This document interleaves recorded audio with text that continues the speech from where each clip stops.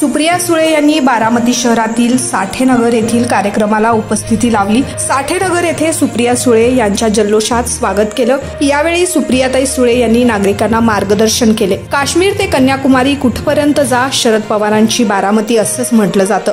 बारामतीत येऊन विरोधक शरद पवारांना संपवायची भाषा करतात। इंग्रजांप्रमाणे अदृश्य शक्ती महाराष्ट्राला काबीज करण्याचे प्रयत्न करीत आहे। वीज, रस्ते, शाळा, बँक, हॉस्पिटल सर्व काँग्रेसनं काढली, परंतु सद्यस्थितीत सरकार विकण्याचा प्रयत्न करत आहे। 10 लाख कोटी रुपये व्यावसायिकांना कर्जमाफी केली आहे, मात्र 25,000 पगार अंगणवाडी सेविकांना देत नाहीत। सत्याच्या बाजूने उभं राहून वडिलांचं नाव रोशन करीत गडकरी साहेब विरोधात असले तरी सुडाचे राजकारण करत नाहीत। आजपर्यंत कधीही म्हणाले नाही मला खासदारकी हवी आहे। 18 वर्ष मी प्रामाणिकपणे काम करीत आहे। माझ्यावर कोणतेही भ्रष्टाचाराचे आरोप नाहीत। आता मोबाईलमध्ये वेळ दिसत असल्यानं घड्याळाची आवश्यकता नाही। सेवा, सन्मान, स्वाभिमान हे 3 शब्द लक्षात ठेवा। रामकृष्ण हरी वाजवा तुतारी। तुम्हाला माहितीये कुणाची इथे पत्रकार बसलेत तिकडे? तुम्हाला माहितीये का या देशामध्ये 10 लाख कोटी, प्लीज नंबर लक्षात ठेवा माझा, 10 लाख कोटी रुपयाची एनपीए एका बाजूला ठेवले। म्हणजे काय, ज्या कंपनी बिझनेस व्यवसाय करतात ना लोक, त्यांचे 10 लाख कोटी, 1-2 नाही 10 लाख कोटी हा नंबर माझा नाहीये। मिस्टर कराड आले होते ना बारामतीला, त्या कराडांनी पार्लमेंटमध्ये संसदेत सांगितलं की 10 लाख कोटी रुपयाचा ज्या लोकांना तोटा झाला होता ते सगळं आम्ही एका बाजूला ठेवलंय आणि आता सगळं चांगलंय। बाजूला ठेवलंय म्हणजे काय, त्यांना माफी, म्हणजे जो व्यवसाय करेल त्याला 10 लाख कोटी माफी, पण माझ्या आशा वर्करला त्यांना द्यायला पैसे नाही। माझ्या अंगणवाडी भगिनी काय बिचारी पत्रात पडते, ती 5, 10, 20 हजार रुपये मागते। ते 10 लाख कोटी माफ करतील उद्योगपतीचे, पण 25,000 रुपये पगार माझ्या अंगणवाडी आणि आशा सेविकाला देत नाही। आज आमच्या सगळ्या महिला भगिनी ज्या दुसऱ्याच्या घरी कामाला जातात कारण त्यांना पोरांना शिकवायचे, त्यांना काय मिळतं का हो पदरात? त्यांना पेन्शन मिळतं का? त्यांना रोजचा पगार वेळेवर मिळतो का? मग कोण करणार आहे सगळं काम? या महिला सबलीकरणासाठी कोण उभं राहणार तुमच्यासाठी? आणि सगळी त्यांची निवडून आली तर आत्ताच एवढी दडपशाही आहे, आणखीन आली तर काय करतील? आज आमच्या घरात घुसलेत, उद्या तुमच्या घरात घुसतील।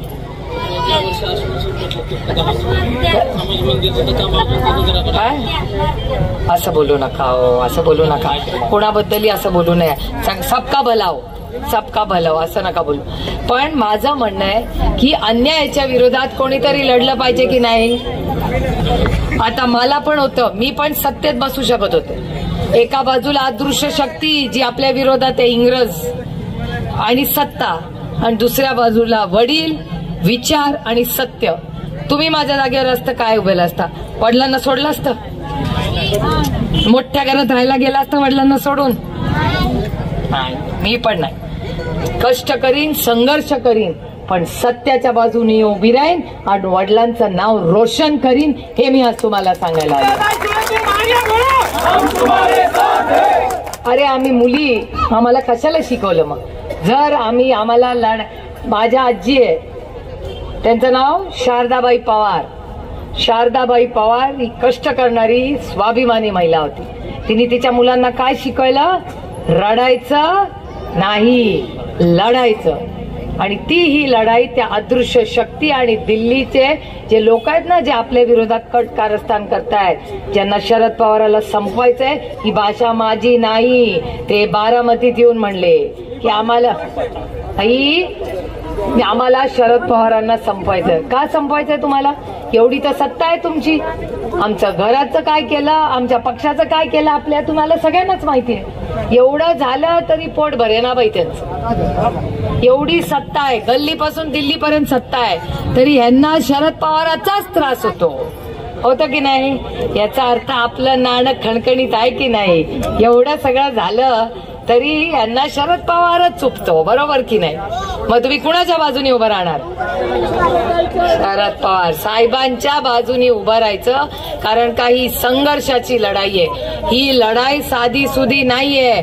ते बारामतीचा अपमान करण्यासाठी, बारामतीला दुःख देण्यासाठी, आपल्याला त्रास देण्यासाठी, कारण का त्यांना हक्काचा साहेब तुमचा मनातला हा दिल्लीत नकोय, त्यांना मराठी माणूसच नकोय। अरे आपले गडकरी साहेब जरी वेगळ्या पक्षात असले तर गडकरी साहेब चांगले, आपल्याला मदत करतात, सुडाचं राजकारण करत नाही.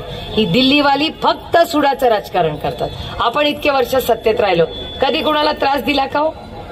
याचं दुकान बंद कर, याची फॅक्टरी बंद कर, याला दम दे, कधीच केलं नाही आणि कधी करणारही नाही. कारण का सत्ता ही तुमची सेवा करण्यासाठी असते. मी तुमची लोकप्रतिनिधी आहे. तुम्हाला अभिमान वाटेल तुमच्या बहिणीचा. तुमची बहीण तिथे माझा सगळा सोयरा मार्क देत नाही, तिथे भारतीय जनता पक्षाचं सत्ता आहे. पण तुमची ही बहीण पार्लमेंट मध्ये देशात 1 नंबरला येते, 1 नंबरला. सलग 8 वर्ष संपूर्ण देशात तुमच्या लेकीचा नंबर 1 आहे. मी मत कशावर मागते? मेरिटवर. मी कॉपी करून पास नाही होणार, मेहनत करके पास होंगी. माझं काम बघा, माझा संपर्क बघा. आणि काही लोक म्हणतात टीका करतात माझ्यावर, पण हे बघा, मी बोलण्याची जर माझी ताकद आहे तर ऐकण्याची पण ताकद माझ्यात असली पाहिजे. त्याच्यामुळे विरोधक बोलू दे, माझा काय प्रॉब्लेम. मी सत्यमेव जयते. सुप्रिया सुळेची सबसे बडी ताकद मेरी ईमानदारी आहे. हे मी म्हणत नाही, भारतीय जनता पक्ष म्हणते. आता माझ्या पण मागे लागली असते आतापर्यंत. बरोबर आहे की नाही? माझ्या मागे का नाही लागत? तर मला नडत पण नाही. कारण का मी 2 पैशाचा कुणाचा चहा पित नाही ना 2 पैशाचा कुणाला पाजत. मी तुमची सेवा करण्यासाठी इथे आले. तुम्हाला प्रॉब्लेम आहे, तुमची बहीण तुमच्यासाठी आहे. कधी रात्री मध्यरात्री हाक मारा. आणि खरं तर मी कशाला तुम्हाला लागते? बापूजी आहे ना. बापूजींचा आशीर्वाद जेवढा तुम्हाला आहे ना तेवढाच मला पण आहे. त्याच्यामुळे बापूजी मी या संपूर्ण भागामध्ये, आपल्या शहरामध्ये बापूजींचं खूप मोठं, त्यांच्या कुटुंबाचं खूप मोठं योगदान आहे. आणि बापूजी की त्या आता नगराध्यक्ष राहिल्या या आपल्या बारामतीच्या. आणि हे सगळ्यांनी विकास झाला का? तर झाला, सगळ्यांनी मिळून केला. आज काडीमोड झाली म्हणून मी नाही म्हणणार त्यांनी काही नाही केलं. मी खरं बोलते, मी रामकृष्ण हरिवाली आहे. जो अच्छा है उसका अच्छा करूंगी. मी गडकरी साहेबांना विषय उत्तम असा हा कार्यक्रम इथे घेतलेला आहे. दरवेळी इलेक्शनच्या वेळी या भागात एक मीटिंग होतेच आणि संपूर्ण बापूजींवर, बारामती लोकसभा मतदारसंघातल्या या संपूर्ण भागाची जबाबदारी ही बापूजींवर एका अतिशय विश्वासाच्या, प्रेमाच्या, आदराच्या नात्याने आदरणीय पवार साहेबांनी दिलेली आहे. गेली 60 वर्ष आदरणीय पवार साहेबांना आपण जे प्रेम दिलं, त्यानंतर मलाही जे आशीर्वाद दिले त्याबद्दल मी मनपूर्वक आभार मानते. काश्मीर टू कन्याकुमारी तुम्ही कुठेही जा, काश्मीर टू कन्याकुमारी तुम्ही कुठेही जा आणि फक्त सांगा आम्ही बारामतीचे आहोत. पहिलं माणूस म्हणणार शरद पवाराची बारामती. त्याच्यामुळे शरद पवार बारामती आणि बारामती आहे शरद पवार. आणि आता काय परिस्थिती आहे? आमचे विरोधक येतात आणि म्हणतात की आम्ही बारामतीत आलोय कारण का आम्हाला शरद पवाराला संपवायचंय. मला सांगा, तुम्हाला चालणार आहे का शरद पवारला संपवलेलं? मग आपण काय करणार जे शरद पवाराच्या असं विरोधात बोलतील त्याला? तसं होणार नाही. त्याच्यामुळे ही स्वाभिमानाची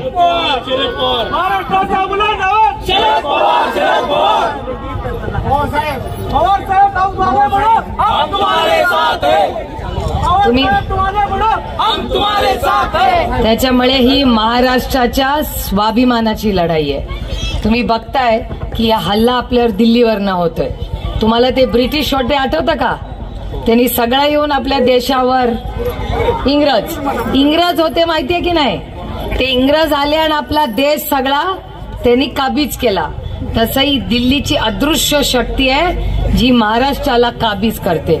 मी तुम्हाला शब्द देते, जोपर्यंत तुमची ही लेक आहे तोपर्यंत वाकड्या नजरेने महाराष्ट्राकडे कोणीही बघू शकणार.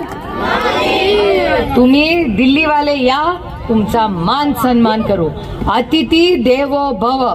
तुम्ही या, तुमचा सन्मान करू. पण आम्ही स्वाभिमानी मराठी माणसं आहोत. अर्धी भाकरी खाऊ पण दुसऱ्याच्या दारात जाऊन चाकरी करणार नाही.